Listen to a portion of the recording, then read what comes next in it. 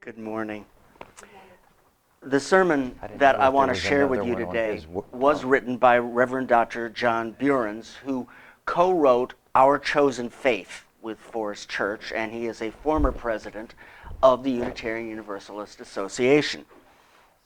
Even though it's several years old, I've been thinking a lot about these observations on grief and mourning this particular week, and he begins with a prayer. When we remember those whom we have loved and lost, help us to remember also how great a privilege is human loving, and that not to have loved at all would have been loss far greater still. Amen. What's a soul?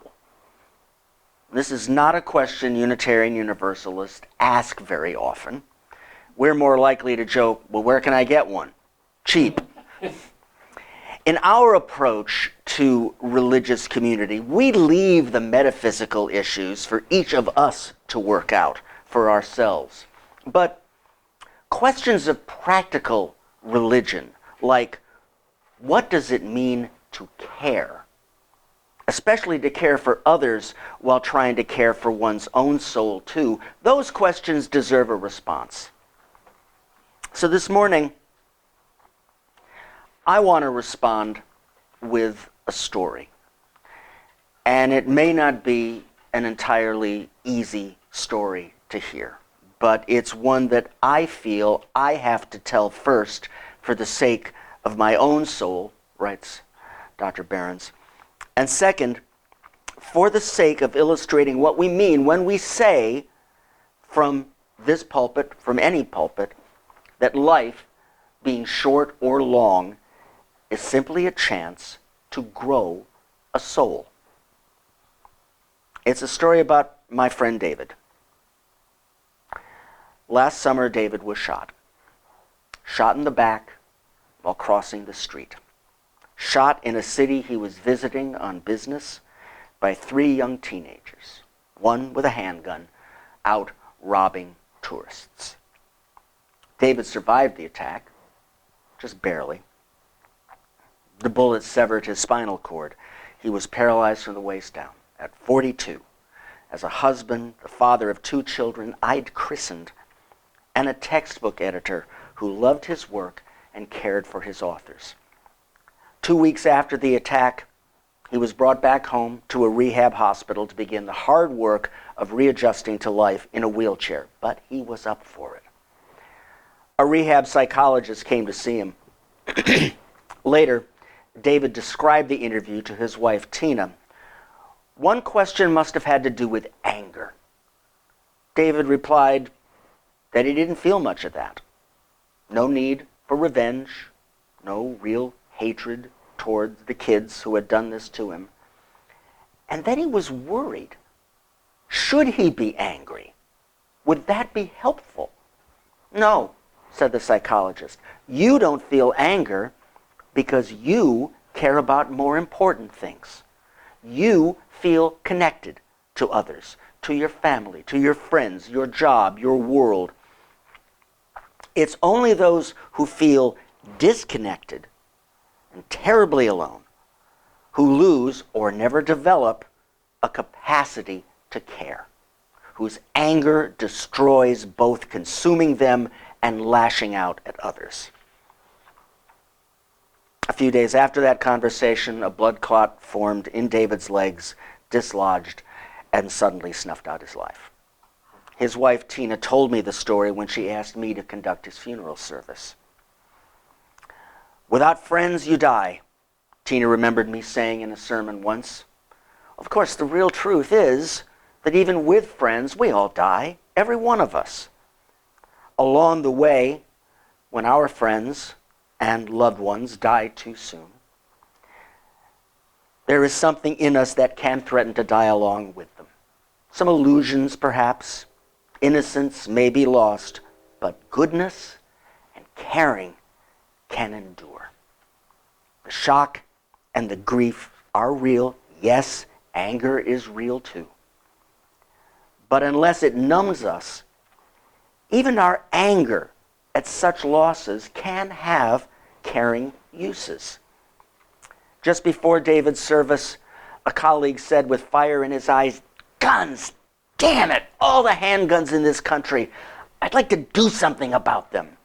"Then let's do it," I replied, remembering how, when a man came to Muhammad asking what to do with his grief over a friend who had died in the desert, the prophet advised, "Dig a well for his memory so that others may drink."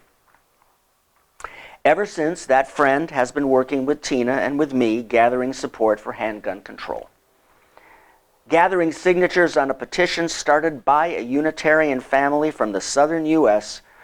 who had a guest in their home the same week that David died, a young 16-year-old exchange student from Japan who was shot and killed when his host brother rang the wrong doorbell by mistake. And let me point out that this sermon was written several years ago. Of course, these are cases that penetrate our rather well-protected consciousness. I'm not going to numb you with statistics about how many deaths, most of them among the less privileged, the poor, take place every day and every year in a country where handgun violence is so pervasive. And nor will I pretend that simple measures like handgun regulation is going to cure the epidemic.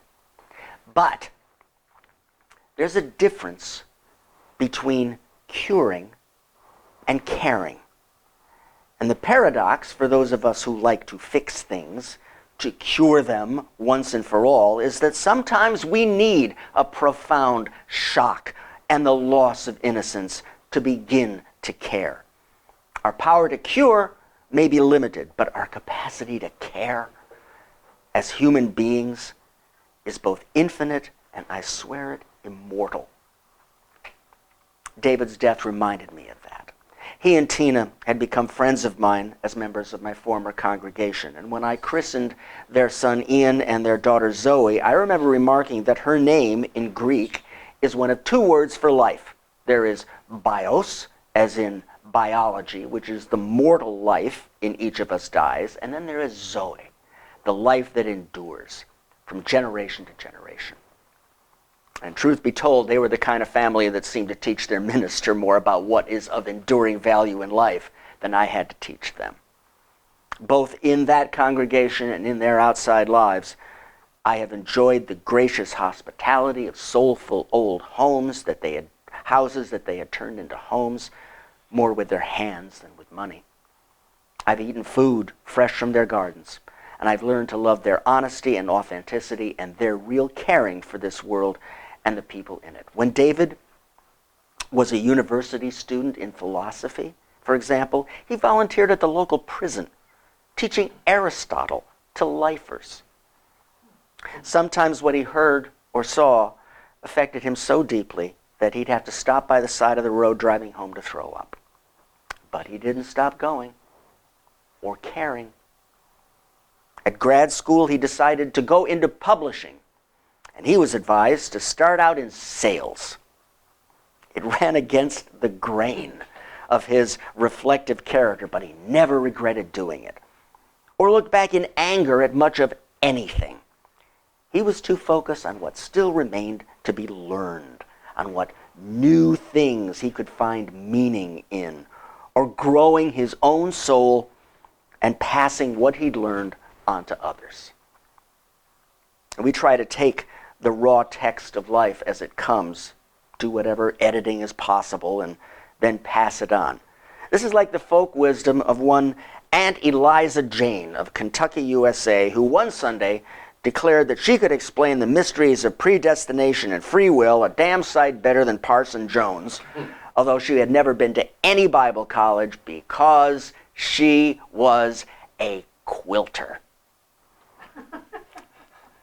And quilters know that what you bring to quilting is whatever life has dealt you. An old scrap of this, a little bit of worn out that. That's predestination. But choosing a pattern, doing the cutting and the sewing, that's where we come to free will. Some choose one pattern, some choose another, but it's together that we best produce what's full of beauty and utility and worth passing on.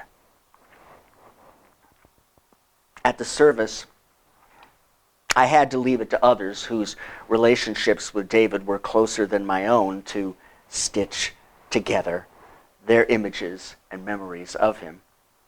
I only tried to sketch out a pattern to help us all retain our caring. First, the paradox of grief and mourning.